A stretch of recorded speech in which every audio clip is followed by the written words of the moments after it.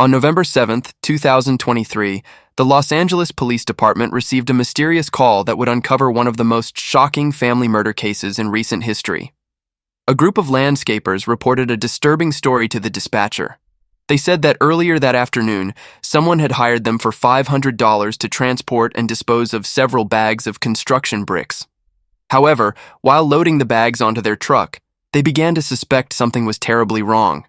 The workers suspected that what was inside the bags wasn't ordinary bricks, but possibly human remains. Terrified, they decided to drive back and leave the suspicious bags right at the entrance of the employer's house, urgently requesting police to investigate immediately. Although the LAPD dispatched officers to the scene that evening, when police arrived, they found no trash bags, let alone any traces of bodies. Authorities initially thought it was just a prank. However, the next day, November 8th, a horrifying discovery would shake the entire city. A headless female body was found in a dumpster, and the news quickly spread across all the newspapers. Detective Gutierrez of the LAPD, who was assigned to lead the investigation, immediately decided to divide the force into 3 parallel teams after thoroughly surveying the scene. The first team was deployed to continue examining and collecting evidence around the crime scene, tasked with finding security cameras and interviewing potential witnesses. The second team focused on tracking down the landscaping crew who had called in the report the previous afternoon. The final team coordinated with the coroner's office to conduct an autopsy as soon as possible to determine the cause of death and, especially, the victim's identity. The location where the body was discovered was a dumpster near the Encino Shopping Center in northern Los Angeles. Although the dumpster area wasn't equipped with surveillance systems, fortunately, investigators discovered that across the parking lot there was a security camera with a view that covered this area. Through meticulous review of footage showing people who came to dump trash recently, police made a breakthrough discovery. On the afternoon of November 7th, a white Tesla had slowly parked next to the dumpster. A tall, thin white man stepped out of the car. He cautiously looked around before opening the trunk. With apparent difficulty, he pulled out a giant black trash bag, then bent down to hoist it onto his shoulder. The bag appeared very heavy. After disposing of it, he calmly returned to his car and drove away unhurriedly. Police tracked the car's route, following the trajectory of his journey, and finally discovered he drove to a house in the adjacent Tarzana area. The distance between the 2 locations was about 3 miles. Why would someone drive specifically to an adjacent neighborhood to dispose of trash instead of using their own garbage bin? This made police suspect the Tesla driver of serious criminal activity. However, when they traced the license plate and address to identify the car owner as Samuel Haskell, his family's identity surprised the police immensely. Samuel Haskell IV was born on April 3, 1988, in the Tarzana area of northern Los Angeles. His father, Samuel Haskell III, was a renowned figure in Hollywood. As the 4th-generation son in the family, Haskell not only inherited the family name, but also had the artistic blood of his father. After graduating college, he worked as a photographer, shooting advertisements and fashion clips for some famous celebrities. However, celebrities initially didn't want to collaborate because Haskell IV's work quality was truly terrible. But thanks to his father's influence, everyone had to save face and collaborate with him in a social capacity.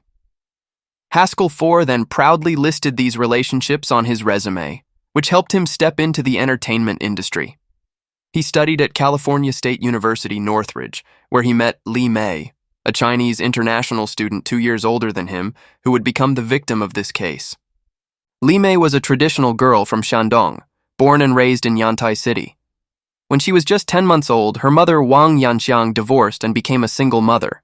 Later, she remarried a colleague, Li Gaoshan, who was 8 years older but loved Li Mei like his own daughter.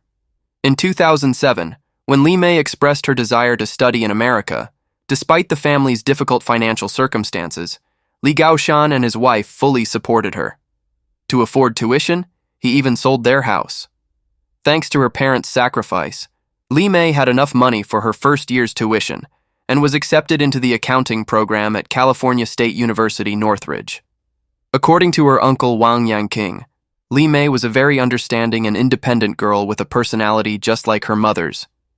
He added that Li Mei completely understood the family's circumstances, knowing that to fund her dream of studying abroad, Li Gaoshan had not hesitated to sell their only house. Because of this, when she came to America, she always lived frugally and worked hard at multiple part-time jobs to cover her living expenses. Wang Yanqing, Li Mei's uncle, had come to America 2 years before his niece. Due to poor English skills, he worked as a chef at a Chinese restaurant in Monterey Park. Despite his modest income, he still set aside a portion of his money to help with Li Mei's tuition, for which she was extremely grateful. Because of this, when she fell in love and was preparing to marry, Li Mei immediately introduced Haskell to her uncle, hoping for family acceptance and blessing. However, due to language and cultural barriers, Wang Yanqing and Haskell could barely communicate. The uncle's impression of Haskell was of someone who spoke very little, remaining silent as if not present even when eating together. After marriage, Li Mei gave birth to their first child, Samuel Haskell V, in 2010, followed by James and William. Li Mei had great career ambitions and didn't want to be just a housewife. Moreover, with a husband like Haskell, an ordinary photographer and director, relying on him to earn money to support the family was unrealistic. For her family and children, Li Mei utilized all her abilities to the fullest. She used her professional accounting knowledge to help clients with tax preparation while establishing the Haskell Consulting Group, a study-abroad consulting company specializing in helping Chinese students apply to prestigious schools like Harvard and Yale. Due to her extremely busy work schedule, Li Mei often couldn't take care of her young children. Although she had considered hiring a nanny, the expensive cost and other reasons made them abandon this idea. Instead, starting in 2010 when their first child was born, Li Mei invited her parents from China to help care for their grandchildren. According to Uncle Yanqing, at that time, we didn't know what kind of background Samuel had. After they had children, my sister immediately came to America to help with childcare. Samuel's family even specially arranged for the whole family to vacation at a ranch in Texas. It was then that we learned Samuel's father was a famous Hollywood agent. Although the Haskell family was willing to pay for professional nannies for the grandchildren, Li Mei's parents had become too attached to the children to bear leaving them. After discussion, they decided to decline this offer. From 2010 until the tragedy occurred in 2023, Wang Yanqiang and Li Gaoshan devoted themselves to caring for their grandchildren for 13 long years. Even when Yanqiang suffered a stroke a few years earlier, making her limbs impaired and walking difficult, she never stopped. Every day she still cooked for the whole family, cleaned the house, and together with her husband took care of the grandchildren's daily lives. Despite having a husband who contributed nothing, thanks to her parents' wholehearted support, Li Mei's career flourished. On December 4th, 2020, she spent $1.7 million to buy a 6-bedroom, 6-bathroom mansion at 4115 Tarzana, Los Angeles. Since Haskell didn't contribute a penny to the house purchase, the owner's name was registered as Li Mei. Wang Yanqing later checked WeChat and discovered something terrifying. His sister's account had been completely wiped clean. Not only had over a decade of posts in her friend circle disappeared, but her avatar and all personal information had been changed. Although police hadn't yet found the bodies of Wang Yanqiang and Li Gaoshan, Wang Yanqing had a bad feeling about his sister and brother-in-law's fate. Meanwhile, the LAPD, through thorough investigation, had basically grasped all of Haskell's actions before and after the crime. According to statements from neighbors and friends, the last time Li Mei's family was seen was on the morning of November 6th. A neighbor saw Li Mei opening her car door, apparently preparing to take her children to school. They only exchanged simple greetings, but the neighbor noticed Li Mei seemed hurried and unhappy. On the afternoon of November 7th at 3:53 p.m., surveillance cameras recorded Haskell in a white shirt stepping out from the house entrance, waving to a blue truck parked across the street. In the frame on the left was his white Tesla, the same car that would later appear at the dump site. Behind the Tesla, partially obscured by foliage, was another white truck. 2 trucks with a total of 4 workers began their operation. At 3:57, cameras recorded 2 workers carrying a giant trash bag from the entrance area, then placing it on Haskell's driveway. 1 minute later, at 3:58, the other two workers also carried a similar bag, struggling to load it into the white truck. In total, the four workers moved 3 large trash bags into the white truck. At 4:01, the first two workers got into the white truck and left the scene. The other two then drove away in the blue truck. Haskell waited another 7 minutes before driving his Tesla away at 4:08. Police initially planned to track down these 4 workers, but after investigation discovered they had already reported to police that afternoon. However, this reporting process became a journey full of difficulties. In a subsequent interview with the media, the landscaping workers, speaking Spanish and requesting anonymity and concealment of their workplace, recounted a terrifying story. That day, Haskell called the work crew, saying he would pay $500 for them to take away and dispose of several bags of wall bricks. Hearing this, the men drove to his house. From the garage, the whole group carried out 3 large black trash bags together. However, when lifting them, everyone noticed something abnormal. What was inside wasn't hard and solid like bricks, but soft and mushy, weighing about 50 pounds each. Despite this, they worked together to carry all 3 bags and load them onto the white truck. After finishing, Haskell immediately paid $500 in cash and everyone dispersed. But on the road, the 2 workers sitting in the white truck became increasingly uneasy. For a simple job like throwing away trash, why pay so much money? Moreover, those bags clearly didn't contain bricks. The more they thought about it, the more frightened they became, so they had to stop after driving just 1 block. When they opened one of the bags, the scene before their eyes horrified them. Inside were bloody human body parts. Completely panicked, they immediately called Haskell back, saying they couldn't continue with this job. Surveillance cameras recorded at 4:15 p.m. that the white truck returned to Haskell's house. The 2 workers placed the 3 trash bags right on the driveway. Haskell came out, hastily explaining that inside were just Christmas decorations, then returned the previous $500. At 4:17, the white truck left. At this point, Haskell must have also begun to panic. He fully understood that those workers had definitely seen what was inside the bags. The only thing he could do now was find a way to dispose of them as quickly as possible. Therefore, after stuffing all 3 bags into his trunk himself, at 4:22 p.m., Haskell drove straight to the Encino Shopping Center parking lot and disposed of one of the 3 bags. It's important to emphasize, only 1 bag, not all 3. He had no idea that this entire action had been clearly recorded by surveillance cameras. He could never have imagined that on the other side, the 2 landscaping workers had rushed to the police station to report the crime. They ran to the highway patrol office about 14 minutes away, but the duty officer didn't understand Spanish, while the 2 workers didn't know English, leading to chaotic communication. After much confusion, the highway patrol told them to go directly to the LAPD to report the crime. The 2 workers drove all the way north again, finding the Topanga division. However, the old scenario repeated. Police couldn't understand them, and they didn't know how to express themselves. Finally, the police simply asked them to call 911 directly. Immediately after, a dramatic situation erupted. After being pushed around twice, the patience of the work crew was truly tested. They decided to stop their car right in the parking lot in front of the police station and call to report the crime from there. But what shocked them even more was that the 911 operator also didn't understand Spanish. The call was transferred around to the Sacramento Police Department, which handles California Highway Patrol, then, after a chaotic exchange, was transferred back to LAPD. Fortunately, this time the new 911 operator at LAPD knew Spanish and finally understood the situation. However, when police grasped the entire situation and rushed to Haskell's residence, everything was too late. There were no more suspicious trash bags around. After knocking but receiving no response, the officers turned to questioning neighbors. A nearby resident said that since the previous evening, they had smelled a strange odor, very hard to describe, but since they saw no trash bags, they didn't pay attention. Calculating the time, from when the workers reported to when police arrived, several hours had passed. Enough time for Haskell to clean up and dispose of evidence. So that evening, police had to return empty-handed.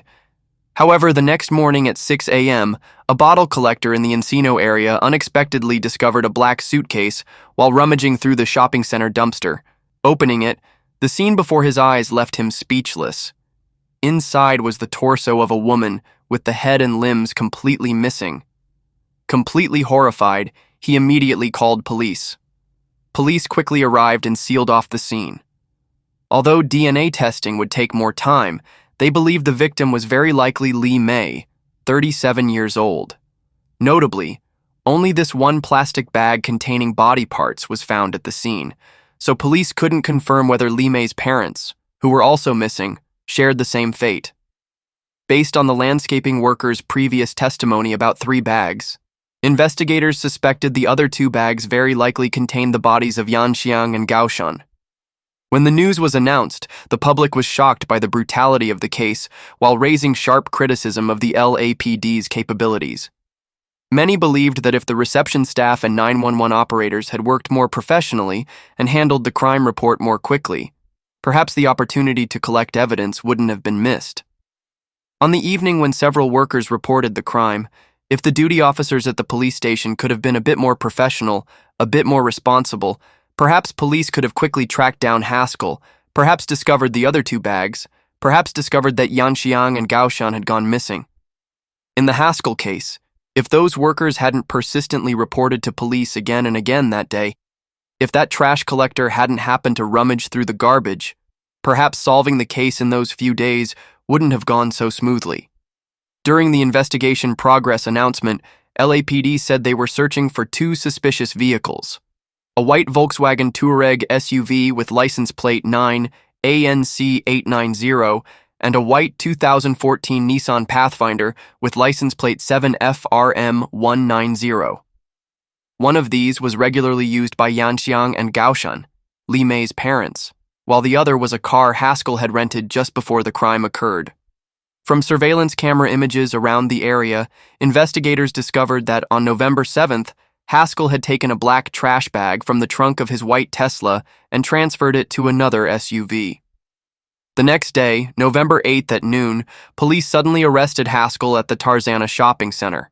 Notably, when arrested, he wasn't driving the Tesla as seen in the surveillance video, but was behind the wheel of that rented SUV. During a quick search on the spot, police seized a folding knife and a wallet from Haskell. In the wallet, they found a Home Depot receipt clearly dated October 20th, 2023, just a few weeks before the murder occurred. The item list included plywood subflooring, moisture barrier, protective work gear, and electric saw blades, further reinforcing suspicions that Haskell had planned ahead to prepare for the crime. The subsequent evidence increasingly showed that Haskell absolutely did not act in a moment of impulse, but had planned meticulously for a long time.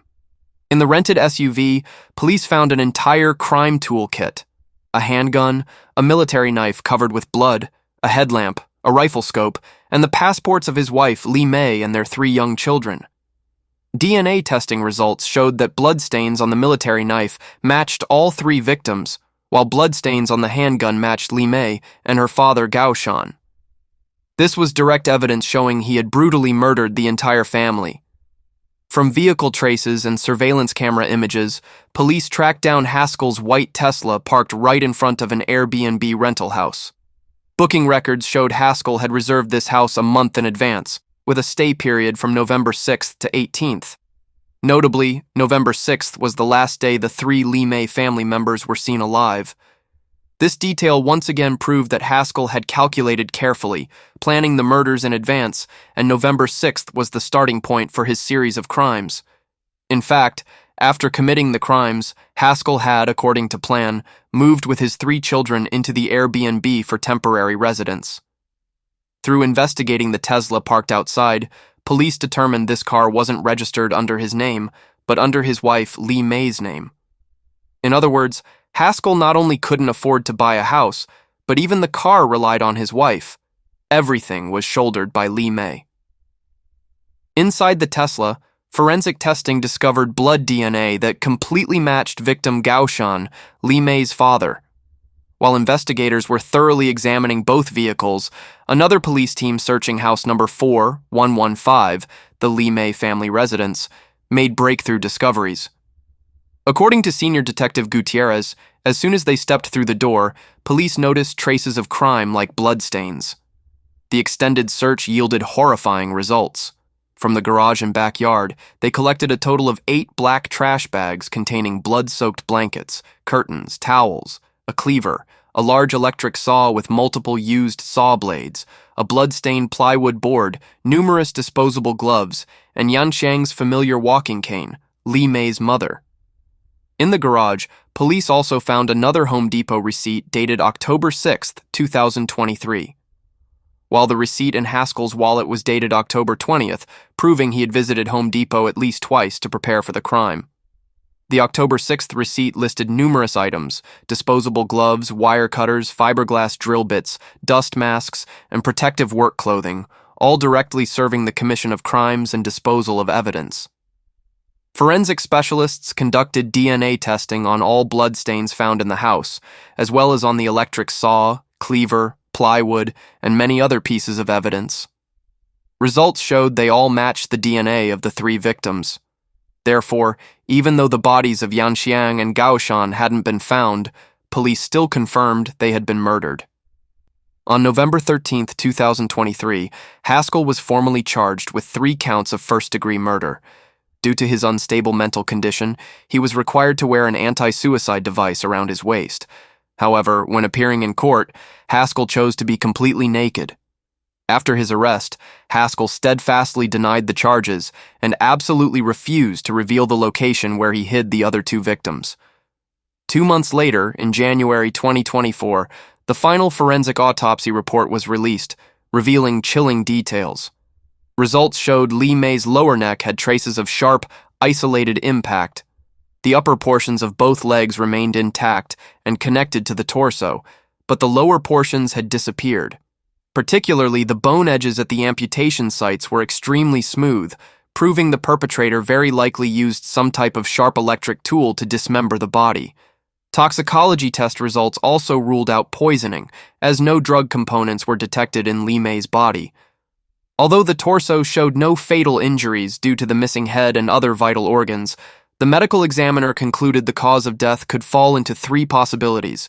Either Lee May was strangled to death, shot in the head, or her head was struck with extreme force. These details not only showed the level of brutality in the commission of the crime, but also reflected Haskell's coldness and meticulous calculation when disposing of the body. The medical examiner's report contained one more horrifying conclusion based on this evidence. There were no clear signs indicating the amputation occurred after Lee May died. In other words, it's possible that while Lee May was still alive, the perpetrator took an electric saw and carried out the brutal act. Although Haskell always remained silent about the case details, many former classmates and friends provided quite a bit of information, which pieced together a fairly clear character portrait of the man. A friend from high school said he had known Haskell since 7th grade, when he was already notorious for constant lying and frequently causing trouble in class. The school was also helpless because Haskell's parents were major donors, and it wasn't until he reached higher grades when he sexually assaulted another student that Haskell was finally expelled. Online, some other acquaintances revealed that from age 18, Haskell had begun using illegal drugs, had an extremely unstable temperament, frequently lied, and became angry with colleagues for no reason. A college instructor even publicly shared that Haskell had been his student, showing signs of obsession and frequently secretly stalking. Every time he saw him, this teacher had to avoid him, walking in the opposite direction to avoid encounter. More notably, police records showed Haskell had a criminal history. In 2008, when he was just 20 years old, he had been arrested on 2 charges of using deadly weapons to assault others. After being released on bail, he followed his lawyer's advice, agreed not to appeal, and was finally sentenced to 3 years probation in 2010. 1 month before the crime occurred, besides repeatedly visiting Home Depot to buy various crime tools, Haskell also told his 27-year-old mistress that his 3 sons would sooner or later have to live with their grandparents. Not stopping there, On October 21st, just one day after buying the tools, Haskell booked a one-way plane ticket to Japan, with the flight scheduled to depart November 28th. On October 22nd, he bought another round-trip ticket for his mistress, departing the same day, returning December 12th. In his office, police also discovered $67,000 in cash, enough to confirm that Haskell had thoroughly prepared for his escape plan, proving this crime was absolutely not an impulsive act, but an entire coldly calculated plan. Tragically, although police had collected a large amount of physical evidence, 2 years after the case, an unexpected development occurred. In the early morning of July 12, 2025, around 4:20 a.m., guards discovered Haskell IV had taken his own life in the Twin Towers jail. Notably, just 2 days later, on July 14th, he was scheduled to appear in court for his preliminary hearing at the Los Angeles courthouse. The sudden death left everything in an unexplained void.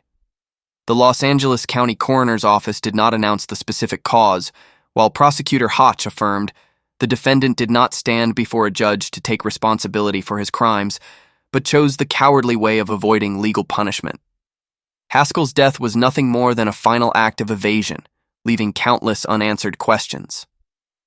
To this day, Lee May's missing body parts, as well as her parents' bodies, have never been found. No one knows where that completely conscienceless man disposed of them, and perhaps that will forever remain a dark mystery in this crime file. And that concludes today's case. Thank you for following along, and see you in the next videos.